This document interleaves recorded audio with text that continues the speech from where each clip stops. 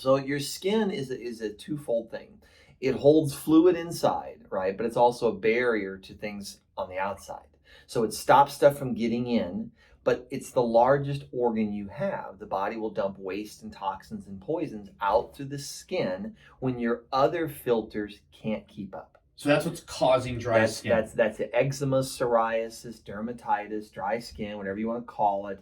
It's all the same animal, right? So you're looking at cause and effect. What's the cause of it? Now, if you were to, for example, say you put bleach on your hands, you're working with it all day long, you get out and your skin's all dry and cracked, it's a chemical irritant that caused that. That's obvious, right? So is that different than like for my brother who's a carpenter who's using his hands all day? He's got the really dry. Yeah, so same concept. Well, it's similar because he's doing a physical labor to the hands all the time. He's constantly rubbing the outer layer off. And as that outer layer rubs off, the skin will start to callus and get a little thicker, a little harder. You see people who walk around barefoot all the time.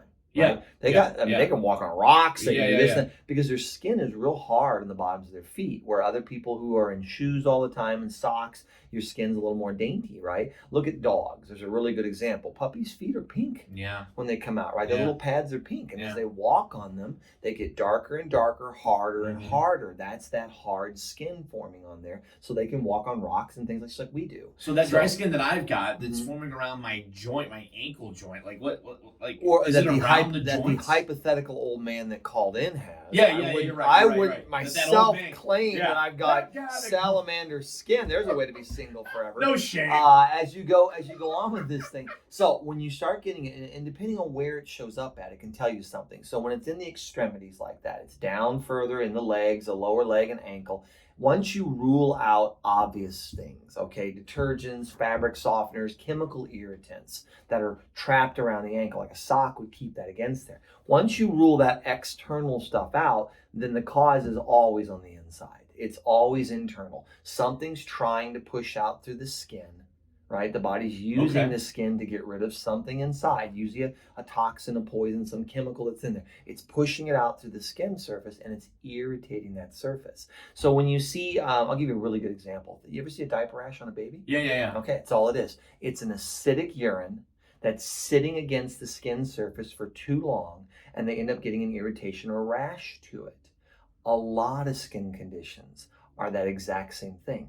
It's an acidity, a poison, a toxin inside that's working its way up to the surface, and it starts to irritate the skin. Now, why down around the ankles? Because your body says, look, I don't want this stuff sitting up around the heart. I got to get it away from here. Where's the furthest place I can push it? And I can use gravity to help me. Feet are wonderful. That's why your feet and ankles tend to swell before your hands and fingers do, right? The body's dumped that fluid down there, but what's in it is not really good for you. So as it pushes that fluid down into your legs and feet, they start to swell a little bit. Now the plumbing that's down there, all these garden hoses, and you want to think like the stretchy hoses that are all rolled up at like CVS, and all of a sudden you put water through it and they get 25 feet longer. That's how your arteries and veins work. Right? They're all like that too. So are your lymphatic vessels. These things get real stretchy and pliable, but if you start filling fluid around them, they start getting compressed. And as you start squeezing them, now they can't pump as easily. So now that stuff sits down there longer and longer. And we'll get it out of here.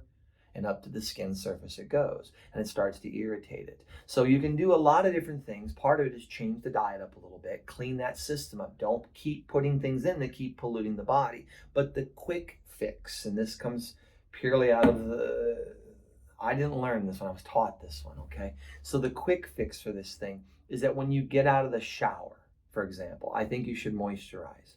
Right, ashy is the term people talk about when their skin kind of gets that dry, ashy. Yeah. A lot of people say their elbows. Very much so, right? Elbows, knees, things like that. Right. So what you're describing, this is a temporary Band-Aid, but it might fix it for you. When you get out of the shower, don't dry off completely before you put lotion on. Okay, everyone likes to dry completely and then you put your lotion on. The problem is the lotion now becomes a barrier between moisture and your skin.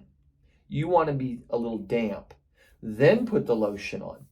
The lotion will then trap the water, the dampness, between the lotion and your skin, and it keeps everything hydrated. Gosh. If you do it the other way around, it'll dry you out and you never catch up. You're lotion and lotion and lotion and you never catch up.